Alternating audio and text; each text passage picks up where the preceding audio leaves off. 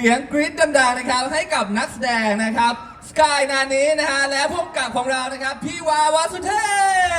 พ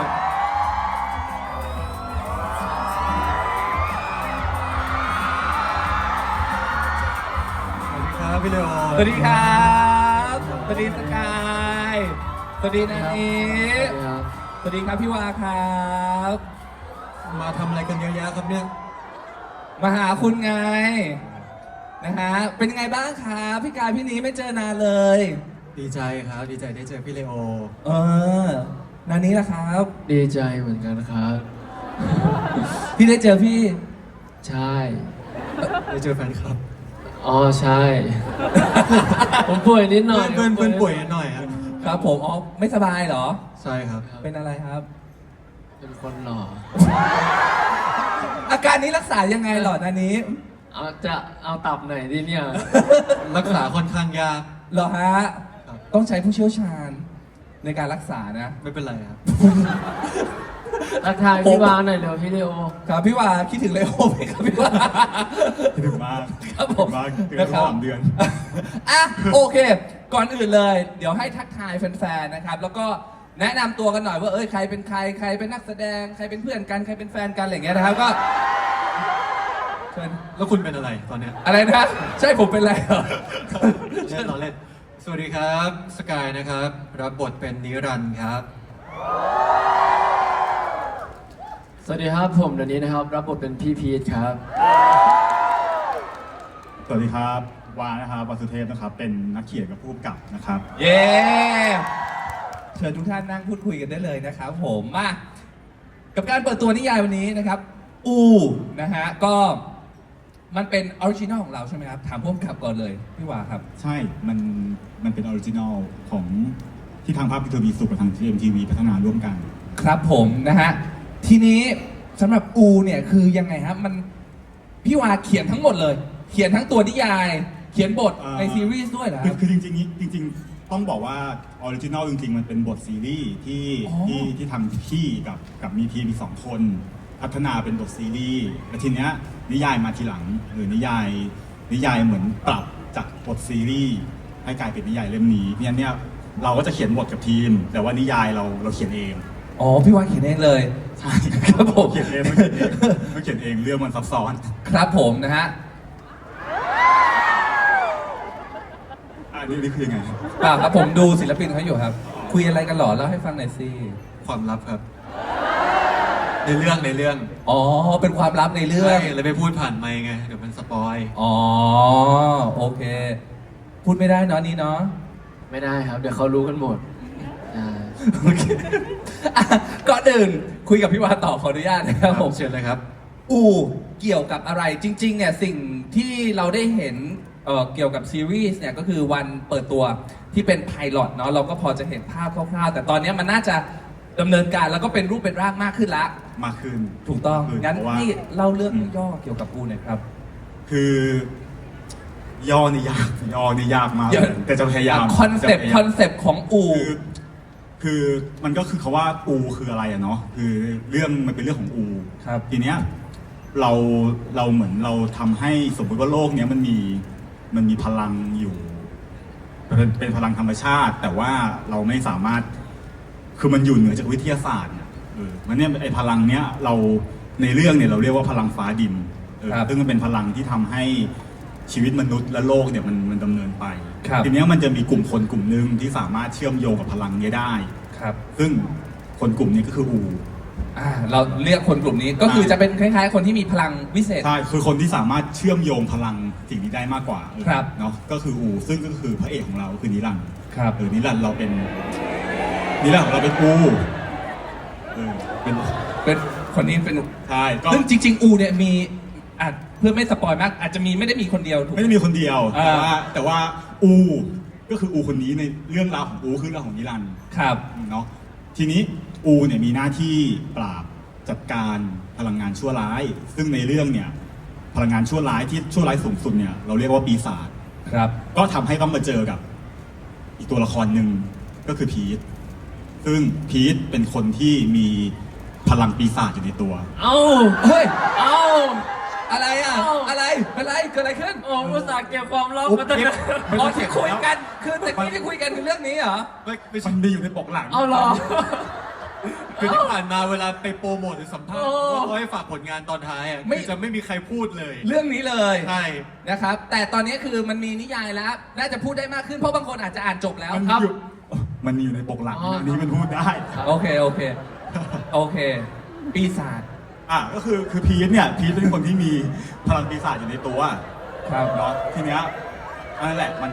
ก็กลายเป็นว่าพอคู่เนี้ยมาเจอกันเนี่ยแน่นอนส่วนหนึ่งหน้าที่มันก็คือการต้องจัดการ คนนี้จะต้องจัดการกับปีศาจเหรอฮะ เพราะว่า ต้องปราบเหรอฮะ มันเป็นพลังชั่วร้ายไงมันต้องจัดการ โอ้ แต่มันทำไงดีอะมันไปอยู่ในร่างของคนน่ะ อืม มันก็ต้องมีความ มันก็ต้องคือมันก็ต้องพูดยากไปดูไปอ่านแล้วกันนะ เออ แต่ทั้งหมดทั้งมวลก็คือสุดท้ายแล้วเนี่ย คู่เนี้ยมันต้องกลายมาเป็นคู่หูเพื่อที่จะปราบปีศาจตัวอื่นด้วยกัน อ๋อ มันอันเนี้ยคือเรื่องของอู ครับผมก็ต้องเป็นคู่หูเป็นแล้วก็พยายามที่จะปราบ ใช่ สิ่งที่ชั่วร้าย ใช่ แต่คนนี้เขาเป็นปีศาจแล้วเขาจะมาร่วมมือกับอูได้ยังไงอะฮะ ก็เนี่ยแหละครับไปลองอ่านดูว่า ร่วมมือกัน อันนี้คือ ทงไห ความน่าสนใจใช่ไหมครับ ใช่ครับ ถามพี่วาแทนใจสาววายทั่วประเทศ อีกแล้ว พูดเหมือนตอนไลฟ์ไฮสคูลแฟนมี่เลย มันเป็นคำถามที่สำคัญ อ่านอูแล้ว ฟินไหม คิดแทนสาววายไม่ได้จริงๆ ลองอ่านใช้คำว่าลองอ่านดู ก็เชื่อว่าน่าจะมีคนฟินบ้างแหละ เออ แต่คือฟินมันก็ฟินได้หลายแบบไงคือหมายถึงว่าเรื่องมันก็สนุกมันอาจจะฟินหรือว่ารู้สึก มีได้คีย์เวิร์ดที่ต้องการก็อาจจะฟินอะไรอย่างเงี้ยก็ว่ากันไป คีย์เวิร์ดที่ต้องการเหรอ ได้ยินมา อ๋อ มีคนคอยจะเซิร์ชคีย์เวิร์ดในนิยายของเรา โอเคนะครับผมเราจะไม่พูดเกี่ยวกับเนื้อเรื่องเยอะจนเกินไป เดี๋ยวจะเป็นการสปอยนะครับ ก็ถ้าอยากอ่านบางคนเขาก็บอกว่าเดี๋ยวเขาเก็บไว้อ่านหลังซีรีส์ออน อืม นะครับ ตอนนี้ถ่ายทำไปเยอะยังฮะ ใกล้แล้วครับใกล้จบละ ว้าว เอาล่ะ มา ดังนั้นเรามาคุยกับนักแสดงของเราบ้างนะครับ ครับ คุณสกายและคุณนานี้ครับ รู้สึกยังไงบ้างนะครับที่ได้เล่นซีรีส์เรื่องนี้ คุณดูระแวง ได้เล่นอูเนี่ยครับ ครับก็ดีใจครับ เพราะว่ามันเป็นคาแรคเตอร์ใหม่ๆนะครับนิรันดร์ก็เป็นอีกหนึ่งคาแรคเตอร์ที่ผมว่าน่าสนใจแล้วก็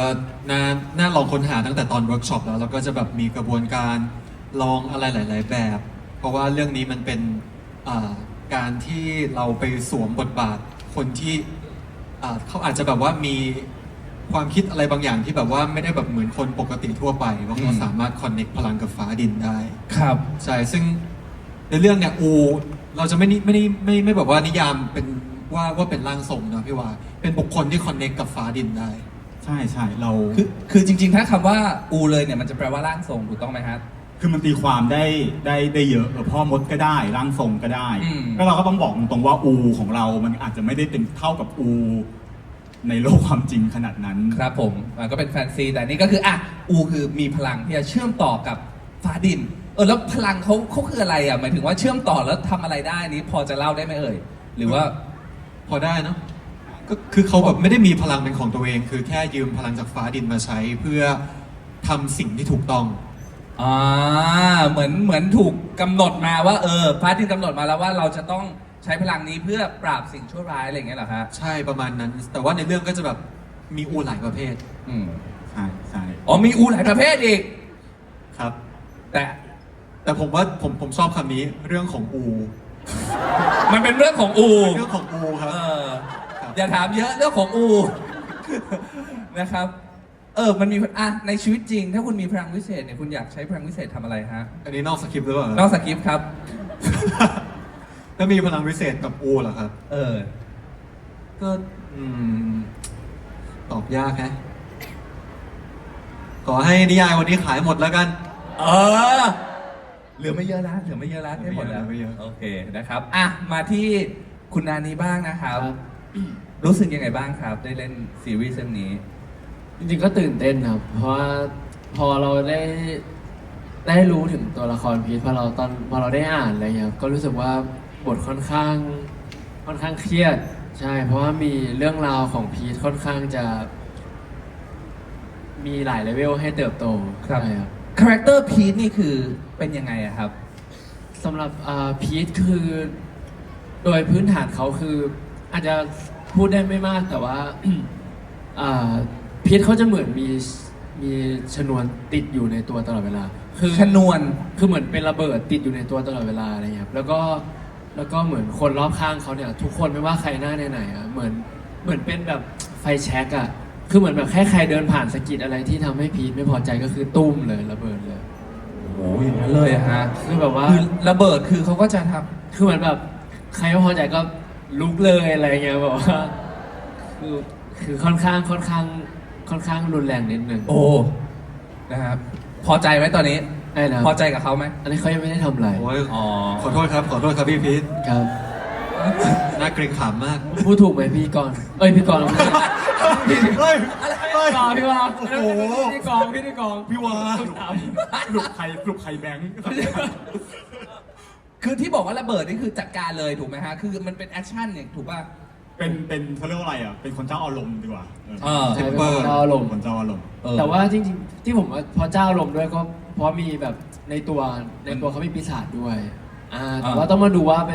ป็นเพราะอะไรขนาดไหนใช่ เออ ก็ลองไปดูอยากให้ไปอ่านหรือว่าลองมาดูติดตามในซีรีส์ที่แบบจะได้เห็นดีเทลต่างๆครับ แล้วเขาจะกำจัดปีศาจตัวนี้ที่อยู่ในร่างเขายังไง แล้วจะเดินมาเป็นพาร์ทเนอร์กับปูยังไงอย่างนี้ใช่ไหมฮะ เออ นะครับ มันก็แตกต่างจาก High School f a n a m y โอ้โหคนละโลกเลยครับ เออ ในพาร์ทของการแสดงเป็นไงบ้างครับ ก็ ต้องปรับจูน ก็ต้องปรับจูนครับ เพราะว่าเรื่องนี้จริง ๆ เป็นตัวละครพีนิรันดร์ไม่ได้แบบว่ามีความสัมพันธ์กันมาก่อน แต่ว่าถ้าใน High School f a n a m y มันจะแบบว่ามีแบ็กกราวด์ปูมาว่าเป็นเพื่อนสนิทกันแล้วเกิดเหตุการณ์ทำให้ทะเลาะกัน แต่เรื่องนี้คือแบบว่าคนหนึ่งอยู่ในโลกหนึ่งอีกคนหนึ่งก็อยู่ในโลกหนึ่ง อ่า แล้วก็โคจรมาเจอกัน แต่ว่ามีเหตุการณ์หลาย ๆ อย่างที่ทำให้เขาต้องร่วมมือกันเพื่อฟันฝ่า ปันฝ่า อุปสรรค อุปสรรค ว่า ต่าง ต่าง ๆคือมันมีหลายอย่างอะในเรื่องนี้ ถ้าใครอ่านข้างหลังมันก็อาจจะมีปีศาจด้วยใช่ไหมมีเหยาด้วยมีอูด้วย ๆอ่า ทุกคนก็น่าจะสงสัยแล้วแหละว่าคืออะไรบ้าง ครับผม แต่ว่ามันเป็นเรื่องของอู เรายังบอกบ้างไม่ได้ เรื่องของอู ครับผมนะฮะโอเค ถามพี่วาบ้างดีกว่า ร่วมงานกับสกายนานี้อันนี้ครั้งแรกไหมครับ หรือจริงๆเคยร่วมมาก่อน ครั้งแรกเนาะครั้งแรก ครับ แต่ครั้งแรกแน่นอนนันนี้เราเหมือนจะเดินผ่านกันบ่อยแต่ไม่เคยได้ ครับ ไม่เคยได้เจอไม่เคยทำงานด้วยกันครั้งแรก เป็นยังไงบ้างครับ พูดถึงสกายนานี้ในพาร์ทของการแสดงหน่อยดีกว่า เพราะว่าในความรู้สึกผมเคยเล่นกับเขาเล่นกันเก่งมากเลย โอ้ ก็ ไม่จริง ๆ คือเขาเล่นกันดีมากเลยแบบเราชื่นชมจริง คือ ๆครับ คือตอนแรกอ่ะพูดตรงๆว่าใครมาเล่นเรื่องนี้เรากังวลหมดเพราะว่ามันพอมันเป็นโลกแบบแฟนตาซีอะไรหลายอย่างเนี่ยบางทีมันตีความยาก พอมันตีความยากมันบางครั้งบางทีการมีสกิลเยอะอาจจะไม่ได้ช่วยอะไร เพราะว่าบางทีมันแบบ พอมันอยู่ในโลกเหนือจริงอ่ะถ้าไม่เข้าใจมันก็จะยากอะไรอย่างเงี้ยแต่ทีเนี้ยเรา appreciate น้องสองคนเรารู้สึกว่าน้องสองคนเปิดใจ คือเปิดใจที่จะเชื่อว่าอ๋อมันมีเรื่องราวแบบนี้อยู่ ครับ เปิดใจที่จะไม่ต่อต้านมันอ่ะมคือคือเราพูดถึงเรื่องพลังฟ้าดินแล้วมันอยู่ในตัวคือมันมีเส้นบางๆว่ามันจะเบียวนะ พูดตรงๆคือ เพราะมันเป็นแฟนซีอะเนาะ ใช่คือถ้ามันไม่เชื่อ ถ้ามันไม่ได้เล่นด้วยความเชื่อหรือเปิดใจจริง ๆอ่ะมันจะเล่นไปคอมเมนต์ตัวเองไป แล้วมันอาจจะไปได้ยากนอกจากนั้นเนี่ยมันมีอีกหลายสิ่งหลายอย่างที่เราเรียกร้องจากน้องๆอย่างสกายเนี่ยขอพูดเลยแล้วกันเนาะอย่างสกายมีเรื่องภาษา อ๋อ มันมีเรื่องภาษาเรื่องนี้สกายไม่ได้พูดแค่ภาษาไทยว้าว เพราะฉะนั้นมัน สกายจะพูดภาษารูด้วยเหรอครับ เราภาษาอะไรเราไปดูแล้วกันภาษาทุกการจะพูด แต่นั้นเชี่ยวชาญอยู่ เอาเป็นว่าสกายไม่ได้พูดแค่ภาษาไทยเนาะ ครับ ก็ต้องมาฝึกแล้วยังเป็นซีนแฟนตาซีต่างๆนานา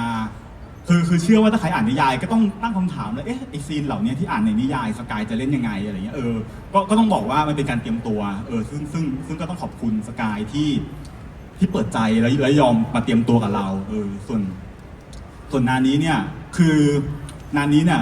มันจะต้องมีซีนแอคชั่นเรารู้สึกว่าได้อยู่แล้วว่าน้องเล่นแอคชั่นได้เล่นแอคชั่นสวยอยู่แล้ว แต่เรื่องนี้มันหนักกว่านั้นเยอะมากแล้วด้วย ด้วยคาแรคเตอร์ที่มันมากกว่าปกติอ่ะมันก็เลยแบบก็ขอบคุณที่น้องทุ่มเทให้กับเรา ก็ส่วนตัวก็จากที่กังวลตอนแรกตอนนี้ไม่มีละเป็นความแอพพิเชตแล้วก็ขอบคุณที่ได้เจอได้มาเล่นด้วยได้น้องมาเล่นเรื่องนี้ โอ้ปรบมือให้หน่อยฮะนี่ ครับ นะครับ ก็ถ่ายทำไปใกล้ที่จะใกล้จะปิดกล้องแล้วใช่ไหมฮะตอนนี้ ไกลมาก หวังว่า หวังว่าหวังว่า หวังว่าจะได้ปิดกล้อง นะเพราะแฟนๆ น่าจะอยากดูกันละนะสำหรับปูรอคอยนานแล้วเนาะจากไฮสคูลเฟนิมี่นี่กี่เท่าไหร่แล้วเนี่ย ๆ ปีกว่าไหม ปี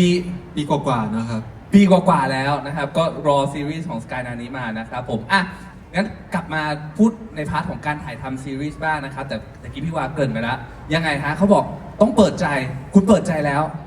คืออย่างที่พี่วาบอกไปเลย เพราะว่าเรื่องนี้เป็นอะไรอ่ะ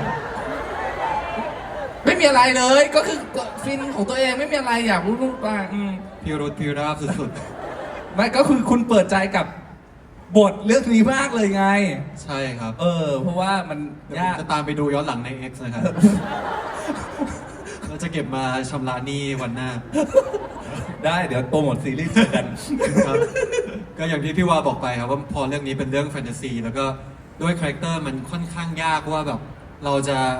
เอาคาแรคเตอร์ประมาณไหน มันแบบว่าไต่ระดับยากอะครับเรื่องเนี้ย เคยเล่นไหมอะไรที่มันเป็นแฟนซีขนาดเนี้ยสกายเอง แฟนซีขนาดนี้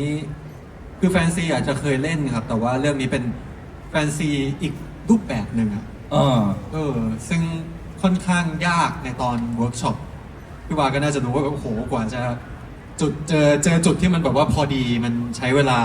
หลาย ผมว่าน่าจะ10 ครั้งได้อะ เหรอฮะจุดที่ยากคืออะไรพอจะเล่าให้ฟังได้ไหม คือเขาเรียกว่าอะไรสุดท้ายมันเป็นทั้งเรื่องแบบความเชื่อหรือทั้งเรื่องแบบร่างกายอะไรต่ออะไรด้วยเลยเนาะมันทำในสิ่งที่เราไม่เข้าใจความหมายของมันตั้งแต่แรกที่ซ้ำอะไรอย่างเงี้ยมันเลยยากจริงๆมันก็คือพวกซีนที่มันเป็นแบบซีนที่มันเป็นอะไรที่มันเกี่ยวข้องกับพิธีกรรมอะไรต่างๆนานานี่อ่ะพูดประมาณนี้แล้วกัน โอเค ผมเสริมให้เดี๋ยวผม คือแบบปกติผมจะเป็นคนใช้ตรรกะในการใช้ชีวิต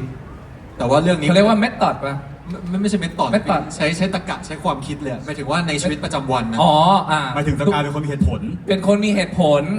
เขาเป็นคนมีเหตุผล ใช้หลักการในการดำเนินชีวิตโอเค ใช่ครับแต่พอมาอันเรื่องเนี้ยมันแบบว่าใช้ตรรกะอย่างเดียวไม่ได้ คือจริง ๆ พอเป็นซีนพิธีกรรมอย่างเงี้ยมันห้ามใช้ตรรกะเลย มันต้องใช้เซนส์ใช้ความรู้สึก ใช้การเชื่อมต่อกับธรรมชาติกับ สปิริชวล สปิริชวล spiritual ถ้ามันจะมีอีกศาสตร์หนึ่งที่เรียกว่าจักระอะไรเงี้ยมันก็ต้องเชื่อมต่อ ครับ แต่ ผม ไม่อยากลงลึกเดี๋ยวทุกคนจะตาเริ่มเป็นจุดกันละ นะครับ แต่ยาก แต่ว่า าก ดูแล้วน่าจะสนุกถูกไหมความสนุกของเรื่องนี้ความน่าสนใจเนี่ยมันจะอยู่ที่อะไรอะพี่ว่าของอูเนี่ย เราพูดแบบตรงๆเลยเราว่าเราจัดเต็มแม่งทุกอย่างจริงๆในเรื่อง จัดเต็ม ใช้คำว่าจัดเต็ม ครับ ทุกอย่างจริงๆว่าอะไรบ้างที่มันจะทำให้คนดูรู้สึกสนุกและเอนเตอร์เทนไปกับมันไม่ว่าจะเป็นเรื่องเนื้อเรื่องตัวละครทั้งพล็อตทั้งคาแรคเตอร์ทั้งความสัมพันธ์ทั้งอะไรต่ออะไรคือเราเอาทุกอย่าง ครับ จริงๆก็หวังว่าคนดูจะสนุกเพราะว่ามันสนุกทุกอย่างจริงๆเรื่องเนี้ย ครับผมนะฮะนานี้ ครับ ครับ อันนี้โอเคไหม โอเคครับ นะครับถ่ายท พี่เลโอครับ ำมีซีนแอคชั่นเนาะ ครับ หนูไหวไหม ไหวครับ แอคชั่นเยอะไหม เยอะมากครับ ทำไมน้ำเสียงมันสองมาตรฐานขนาดนี้ ไม่วันนี้เขาไม่ค่อยสบายไง ครับ นะครับต้องแอคชั่นเยอะเลย คือ ครับ ด้วยความแอคชั่นของเรื่องนี้คืออย่างที่พี่วาบอกคือ มันค่อนข้างแอดวานซ์และไปขั้นแอดวานซ์ซึ่งมันเซอร์ไพรส์เรื่อยๆอะไรเงี้ย ครับ ใช่แล้วก็รู้สึกว่าก็ถือว่าเป็นการที่ได้สกิลแล้วกัน แล้วก็อีกหนึ่งอย่างที่ยากสำหรับวันนี้ก็คือเรื่องปีศาจนั่นแหละที่ช่วงแรกๆที่เราต้องไปศึกษาปีศาจเราต้องไปเราอยากเข้าใจว่าปีศาจเขาเป็นยังไงอะไรเงี้ย ครับ อยากเรียนรู้เราก็เลยไปทำการบ้านในแบบของเรา อืม ใช่ ซึ่งคำว่าปีศาจเนี่ยมันก็ มีหลายแบบนะเราตีความได้หลายอย่างแต่ว่าปีศาจจะเป็นปีศาจแบบไหน ใช่ ถูกต้องไหม มันเลยมันต้องมาหาด้วยกันนะเรโอคือเรื่องนี้มันเป็นเรื่องที่พี่ไม่สามารถจะแบบโอ้ยนางนี้เล่นเรื่องนี้ได้เลยอ่ะมันต้องแบบนางนี้ลองทำแบบนี้ดู คือผมต้องใช้ศึกษาพฤติกรรมปีศาจ ยังไงอะขอโทษศึกษาพฤติกรรมปีศาจคือ ใช่คือผมก็ไปเสิร์ชมาเยอะมาก ครับ แล้วก็ไปดูตัวเองหน้ากระจก ยังไงอ่ะทำให้ดูหน่อยไปดูตัวเองในกระจก ไม่ได้ สมมตินี่เป็นกระจก ดูกระจกนะเฮ้ยหล่อเลยเนี่ยหล่อเลย อ๋อปีศาจตัวนี้เป็นยังไงมันหล่อเหรอ หลังจากนั้นพอใจแล้วกลับไปนอนเลยรู้สึกอยากเป็นปีศาจหล่อๆอะไรอย่างเงี้ย ไม่เอา ไม่ใช่ อะไร ไม่ใช่ ละ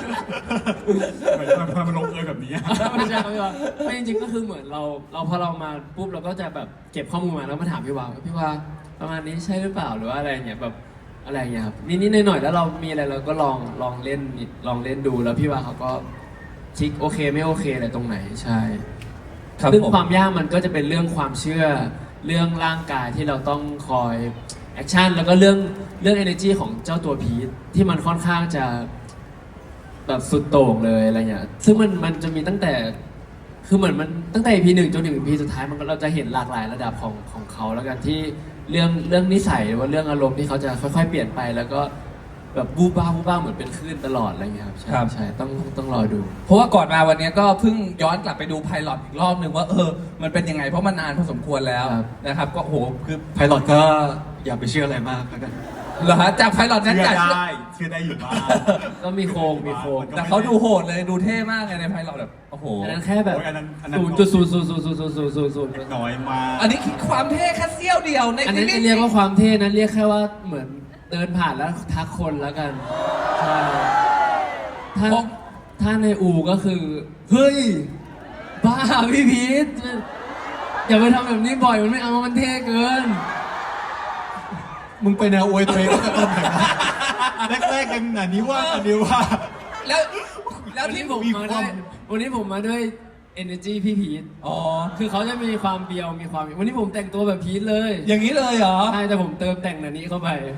ใส่พีทเอ็กซ์นานี่ ครับผมพีทเอ็กซ์เลย นะครับแล้วอย่างเงี้ยมามีที่มองว่าเฮ้ยนานี่3 ขวบ 4 ขวบล่ะแล้วเรื่องนี้เท่ขนาดนี้เขาจะทำยังไงครับ ไม่มีแล้วมามีอ่ะ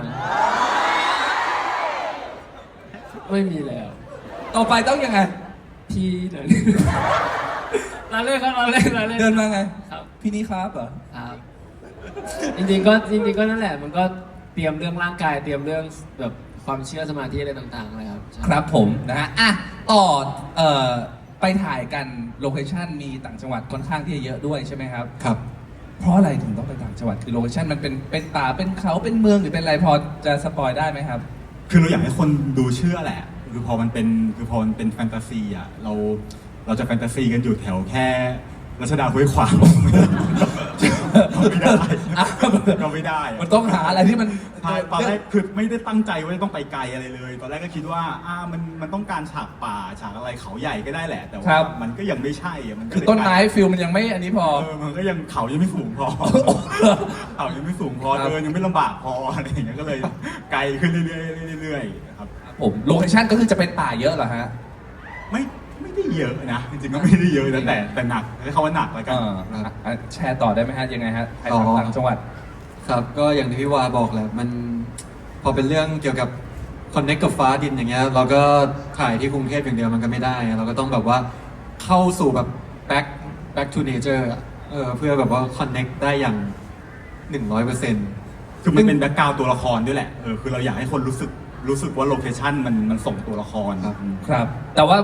แบ็คกราวด์นี่คือเรื่องราวมันเกิดขึ้นคือเป็นภาพในไทยถูกไหมฮะเป็นหรือว่าจะไม่ให้รู้เลยว่ามันคือประเทศใดประเทศหนึ่งหรือยังไง เป็นเรื่องของอูดีกว่าเนอะพี่ จริง เป็นเรื่องของอูเลย เป็นคำตอบที่ดีกว่าสกาย เออ คำตอบที่ดีกว่า ต้องไปดูเดี๋ยว เขาไปรอดูแล้วกัน ใช่แต่สวยจริงๆ ภาพสวยใช่ไหมงั้นแชร์เรื่องภาพได้ไหม ได้ครับ ภาพก็จะแบบว่าเป็นแลนด์สเคปที่ค่อนข้างสวยไม่ใช่ค่อนข้างสวยมากๆเลย คือพวกเราเนี่ยเดินทางเพื่อไปถ่ายที่นั่นเนี่ยขับรถไปประมาณ 6-7 ชั่วโมง แล้วก็ต้องปีนเขาฝ่าดงขึ้นไปอีกประมาณครึ่งชั่วโมง เพื่อไปถ่ายทำบางซีนถ่ายแค่แบบ10 นาทีเสร็จอย่างเงี้ย โอ้โห ใช่ คือตามหา เดิน เดินขึ้นเขาเพื่อไปรอแสงกันอะเนาะ ใช่ครับ หมายถึงว่าก็โหดอยู่โหดหนักอยู่ นะเพื่ออยากให้แฟนๆได้เห็นภาพที่มันออกมาสวยที่สุด เราสึกว่าได้ทำแล้วเราอยากทำให้มันดีที่สุดแหละ ครับพี่วาไปสเกลมาหลายเขามากจนเจอเขาลูกนี้ที่แบบอุ้ยใช่ คืออยากให้รอดูเลย ใช่ครับ ที่เขานี้ครับนานี้ล่ะ ครับ ชอบที่ไหนที่สุดที่ไปมา จริงๆก็จริงๆที่ เสียงขอโทษผมมีอินเนอร์พวกคุณอยู่ จริง ใส่ฟิลเตอร์ ๆจริงๆก็เขาที่เนี่ยที่ไปด้วยกันนะครับผมชอบเพราะว่ามันธรรมชาติมากๆอะไรเงี้ย ชอบเขาที่สุดเลย ใช่ครับแล้วก็ อ้าวก็ใช่ไหมที่ไป มันเข้าแก๊ปเขาเหรอครับหรือว่าอะไร พี่วาครูพิมพ์ ไม่เนียน คือนั่นแหละคือชอบธรรมชาติพอไปแล้วรู้สึกว่าชอบ แล้วก็รู้สึกว่ามันได้กลับไป อันนี้นอกเรื่องจากอูนะครับคือหมายถึงว่า ครับ เหมือนเราได้กลับไปแบบผมชอบที่ความคลาสสิกของเขาอะแบบว่า3 ทุ่มเขาติดป้ายไว้เลยว่าต้องอาบน้ำจริงถ้าไม่อาบคือเหมือนแบบแล้วเขาบอกว่าถ้าไม่อาบก็คือรับผิดชอบชีวิตตัวเองนะแบบไม่รู้ด้ คื วย อมันเป็นหมู่บ้านที่ต้องใช้เครื่องปั่นไฟ ใช่ อ๋อแล้วเขาก็จะ ให้เขาจะปิดเครื่อง หลัง 3 ทุ่มก็คือจะไม่มีไฟแล้ว ใช่ ใช่ คือยังมีอยู่ แต่แค่ว่าเครื่องทำน้ำอุ่นหรือว่าไดร์เป่าผมอะไรมันใช้ไม่ได้ไง เพราะมันดึงไฟเยอะ ก็เลยต้อง อาบน้ำครับ รีบ ต้องรีบแบบน้ำก่อน ใช่ 3 ทุ่มแล้วเข้านอนกี่โมง เขานอนดึกนิดนึง อ่านบทครับอ่านบท อ๋อ ใช่ ซีนไม่นอนเราไม่นอน อ้าว ไม่นอนอ่ะ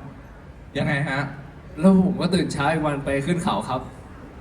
ไม่เขานัดพวกเราอ่ะ6 โมงเนี่ยนัดบ่าย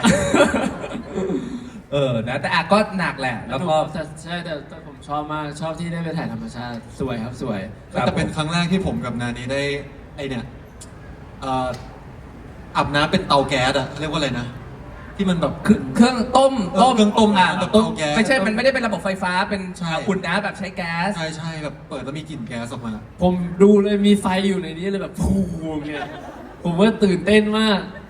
ไฟแบบเหมือนเราจุดกระทะ เข้าใจแล้วก็ปุ๊บแล้วก็กลายมาเป็น เออ น้ำมูลเนี่ย สนุกดี โอ้ก็ได้เหมือนได้ถ่ายด้วยแล้วก็ได้เที่ยวด้วยได้ประสบการณ์ รู้สึกแบบมันอูแบบถึงเข้าเส้นเลือดเลยแบบว่าแบบเราคือโอ้โหแบบอินตอนนั้นอินเลย ของแท้ ใช่อินเลย ครับผมนะฮะพูดในพาร์ทของการร่วมงานกับพี่วาบ้างดีกว่า ครับ นะครับเป็นไงบ้างการกำกับสไตล์พี่วา ก็พี่วาก็อย่างที่ทุกคนรู้อยู่แล้วพี่วาเป็นคนตั้งใจมากๆแบบเวลาว่างเนี้ยก็จะเห็นคำเครียดอยู่กับการไดอะล็อกวอล์กช็อตอะไรต่างๆเนี้ยก็จะเห็นพี่วาตอนนั่งกินข้าวก็จะคอยแบบว่าเช็คงานตรวจงานไปเรื่อยๆ ครับ ใช่ก็เป็นผู้กำกับที่ตั้งใจในผลงานของเขามากๆ 100%เลย 100%ใส่ทุกอย่าง ใช่ พี่วาบอกแล้วใส่ทุกอย่าง ใส่ทุกอย่างที่มีในชีวิตนี้แล้วตอนนี้ จริง เพราะรู้แหละนะว่าแฟนๆรอดูจริงใช่ไหมพี่วา ๆครับ ได้ไปอ่านใน X ในอะไรอย่างงี้บ้างไหมว่า อ่านบ้างไม่อ่านบ้าง ทำไมกดดันนะ แฟนคลับเราค่อนข้างน่ากลัวในการแบบว่าถ่ายเรื่องนะพี่ อ่านบ้างไม่อ่านบ้าง เดี๋ยวต้องเริ่มมิวบางคำแล้ว ไม่คือพอเราเข้าไปอ่านแล้วเป็นตัวเนี้ย for you มันจะเริ่มแนะนำมาเรื่อยๆอ่ะ แล้ว ใช่พอมันเหมือนอัลกอริทึมเราส่องแล้วมันก็ ใช่ ก็จะมาละแล้วก็เห็นความคาดหวังเนี่ยครับ เห็นคีย์เวิร์ดบางอย่างที่รู้สึกว่าเอ๊ะอันนี้คืออะไร คีย์เวิร์ดอะไรที่ผมไม่รู้ อะนะเอ๊ะเราสกายเขาบอกสกาย สลายพูดได้ไหมอันนี้ไม่รู้คืออะไรอันนี้ผมไม่รู้เรื่องจริงคีย์เวิร์ดทำไมเหรอ ไปอ่านครับไปอ่าน อาจจะเป็นเรื่องของอู อ่าน เดี๋ย อ๋ ว อเรื่องของผมโอเคอันนี้ล่ะกำกับสไตล์พี่วาร่วมงานกับพี่วาเป็นไงบ้างครับ จริงก็รู้สึกว่าก็เป็นเขาเรียกว่าอะไรคืออย่างที่บอกพี่วาเขาตั้งใจอยู่แล้วครับ แล้วก็รู้สึกว่าเป็นการทำงานที่ในนี้แบบโดนกำกับอีกแบบหนึ่งเหมือนกัน ก็เป็นอีกเขาเรียกว่าอะไรอีกหนึ่งการกระทำที่เราไม่เคยเจออะไรอย่างเงี้ยครับไม่คือหมายถึงว่าคือมันดีนะครับผมพูดเราไม่ค่อยเข้าใจอะไรคือมันดีแต่หมายถึงแบบมันเป็นวิธีของพี่วาที่แบบพี่วาเขามีภาพที่ชัดเจนอะไรอย่างเงี้ยเขามีสิ่งที่เขาชัดเจนที่เขาต้องการอะไรอย่างเงี้ยเขาก็จะแบบมีความต้องการแบบเป๊ะๆอย่างเงี้ยสูงก็เลยรู้สึกว่าอ๋อแบบเขาเป็นอย่างเงี้ยก็รู้สึกว่าเขาตั้งใจแล้วก็ละเอียดมากๆ ครับผมนะฮะพูดถึงพี่วาไปแล้วร่วมงานกับคุณสกาย ครับ เป็นยังไงบ้างครับ เรื่องนี้ เรื่องนี้สกายก็เป็นนิรันดร์ครับ ใช่ ทราบครับขอบคุณนะครับ เพราะเป็นนิรันดร์แล้วในพาร์ทของการแสดงการอะไรอย่างเงี้ยรู้สึกว่า ก็เป็นอีกหนึ่งเลเวลของเขานะเขาก็คือมันอย่างพูดก็ย้อนกลับไปฮะสมุนไพรนี่มันไม่เหมือนเซนชินอยู่แล้ว มันก็จะเป็นอีกมูดหนึ่งที่เราเหมือนอยู่ในกองถ่ายที่เป็นอีกแบบหนึ่งครับมันก็จะโตขึ้นในแบบอีกแบบหนึ่งได้ใช้ชีวิตแบบในตัวละครอีกแบบหนึ่งอะไรเงี้ยมันก็ถือว่าเป็นเรื่องสนุกอีกแบบใช่อีกแบบ สมมตินิรันดร์กับพีทตื่นนอนมาพร้อมกันส่องหน้ากระจกใครหล่อกว่า โอ้ เห็นเขาภูมิใจในความหล่อของพีทมาก ไม่ต้องอวยไว้ก่อนเดี๋ยวพอเล่นไปมันไม่มีคนอวยก็อวยตัว โอ้ ไม่ก็คือ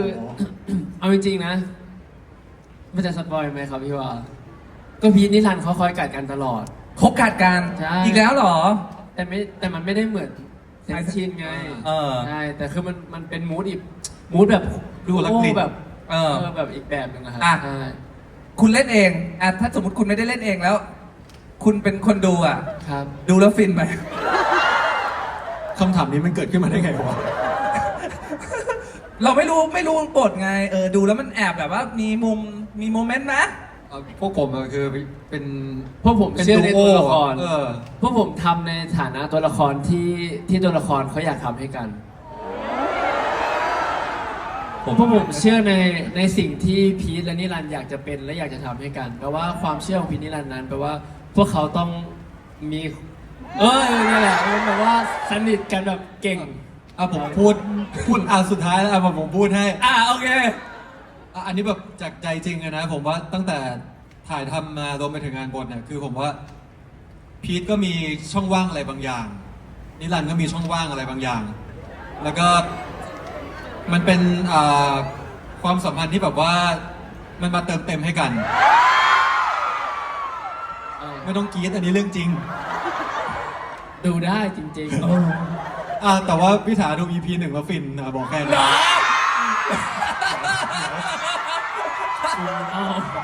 สกายคุณไม่หา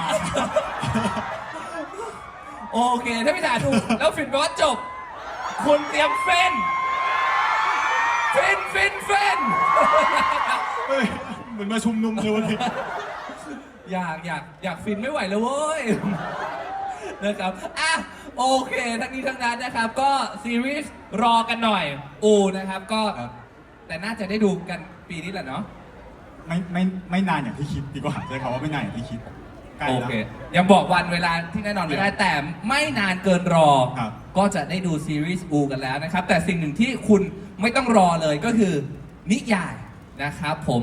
ให้พี่หวานนะครับ แนะนำหน่อยในฐานะที่ตัวเองเป็นนักเขียนนิยายด้วยนะครับ อ่านนิยายเรื่องนี้เป็นยังไงครับฟีลลิ่งแตกต่างกับซีรีส์ไหม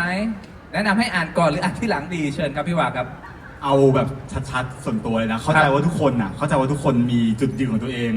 แต่เราอยากให้อ่านก่อน อยากให้อ่านก่อน คืออย่างที่บอกพอเรื่องค่อนข้างที่จะมีความซับซ้อนของมันอยู่แล้วโลกมันอาจจะเป็นโลกที่เราไม่ใช่โลกความจริงอย่างนี้ดีกว่า ครับ คือเชื่อว่าถ้าได้อ่านก่อน มันก็เหมือนเราได้เตรียมตัวได้ทำกันบ้านอะไรบางอย่างก่อน เวลาซีรีส์มาจะได้ไปโฟกัสในสิ่งที่อยากโฟกัสได้เต็มที่ จะได้ไม่ต้องไปคิดว่าโลกนี่มันความเชื่ออะไรยังไงแต่ก็อันนี้ก็เป็นจากเราเนาะว่าเรา อยากให้อ่านก่อน อยากให้ ครับ อ่านก่อน เพราะว่าจะได้ผูกพันกับตัวละคร จะได้แบบไอฉากจากหนังสือเนี่ยมันพอมันเป็นซีรีส์จะถ่ายทอดยังไง หรือมันมีอะไรดีเทลต่างๆ นานาที่บางอย่างมันอาจจะไม่ถูกเล่าในซีรีส์ ครับ มันอาจจะทำให้แบบเราเข้าใจตัวละครได้มากขึ้นผูกพันได้มากขึ้น ก็เลยคิดว่า อยากให้อ่านก่อนจริงๆครับ ครับผมนะฮะก็ฝากไว้ด้วยนะครับสำหรับนิยายนะครับแล้วก็ซีรีส์ที่กำลังจะมาเร็วๆนี้ด้วยนะครับทิ้งท้ายตรงนี้สกายกับนานี้ครับฝากนิยายนะครับรวมถึงThe Series ที่เรากำลังจะได้รับชมกันครับ ครับก็ขอฝากนิยายด้วยนะครับ อยากให้ทุกคนได้ลองไปอ่าน เพราะว่าสกายกับนานี้ก็ยังไม่ได้อ่านเหมือนกันนะครับ เดี๋ยววันนี้ว่าจะเอากลับไปอ่านดูบ้างนี่ลองเช็คดูดิว่าเหมือน 100%ไหม นะครับแล้วดูซิเติมเต็มไหม หมายถึงบทใช่ไหม ใช่ตัวละครงาน ครับไม่นี่แข็งไหม น่าจะแข็งแหละพี่ว่า อย่าทดสอบเลย ครับแล้วก็ขอฝากซีรีส์เรื่องด้วยครับใกล้จะปิดกล้องมากๆแล้ว ก็เดี๋ยวเร็วๆนี้ได้รับชมกันแน่นอนครับ คุณนานี้ครับ ครับก็ขอฝากนิยายอูด้วยนะครับ ก็ระหว่างที่รอซีรีส์ก็อ่านเพื่อแบบเป็นความบันเทิงหรือว่าได้ติดตามตัวละครไปก่อนนะครับเพื่อจะได้แบบอยากรู้อะไรก็ได้รู้ในนี้อะไรเงี้ยใช่แล้วก็เดี๋ยวรอติดตามซีรีส์อูเดอะซีรีส์แน่นอนพูดอะไรฝากติดตามอูเดอะซีรีส์เลยนะครับพวกเราทุกคนทั้งทีมงานพี่ๆทุกคนก็เต็มที่มากครับก็รับรองว่าโปรเจกต์นี้ก็จะเป็นอีกหนึ่งโปรเจกต์ที่ทำให้ทุกคนสนุกกับมันแน่นอนครับขอณ ครับผมนะฮะวันนี้สนุกสนานมากๆเลยนะฮะขอบคุณนะครับนักแสดงและผู้กำกับนะฮะจากอู่นะครับสกายนานี้และพี่วาครับ ขอบคุณครับ ขอบคุณนะครับ ขอบคุณครับ ขอบคุณแฟนๆด้วยที่วันนี้มาให้กำลังใจกันเยอะมากๆเลย เดี๋ยวมีทรายมีอะไรกันต่อด้วยใช่ไหมครับ ใช่ครับ โอเคถ้างั้นเรามาถ่ายรูปกันดีกว่านะครับผมนะฮะกับนิยายนะครับอูนะครับก็ถ้าใครยังไม่มีนะครับในงาน GMTV Festival 2026 ของเรานะครับก็สามารถซื้อได้นะครับเล่มละ 450 บาทนะครับซึ่งตอนนี้เหลือน้อยแล้วนะครับส่วนจะอ่านก่อนหรืออ่านหลังนี่อันนี้แล้วแต่นะครับมาแล้วก็ฝากติดตามนะครับ U The Series นะครับก็ตอนนี้มี Official Account แล้วนะครับใน X นะครับ @U Series GMMTV นั่นเองนะครับซึ่งตัวนิยายนะครับ1เล่มนะฮะก็จะมีโปสการ์ดแล้วก็บุ๊กมาร์คให้มาด้วยนะครับโอเคมาทุกคนครับเห็นทุกคนนะครับมา1 3ไป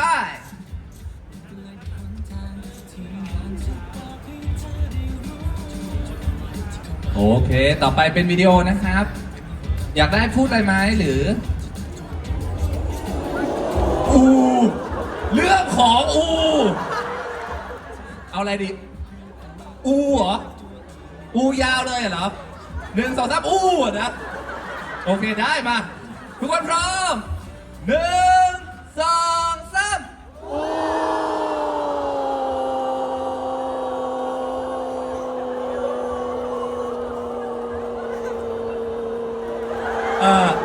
ในฐานะพิธีกรบอกเลยว่าแปลกๆนะครับอูนะครับผมโอเคขอบคุณทุกคนนะฮะที่มาให้กำลังใจนะครับอูเดอะซีรีส์กายนานีและพี่วาด้วยนะคะเดี๋ยวเจอกันนะครับขอบคุณครับสวัสดีครับ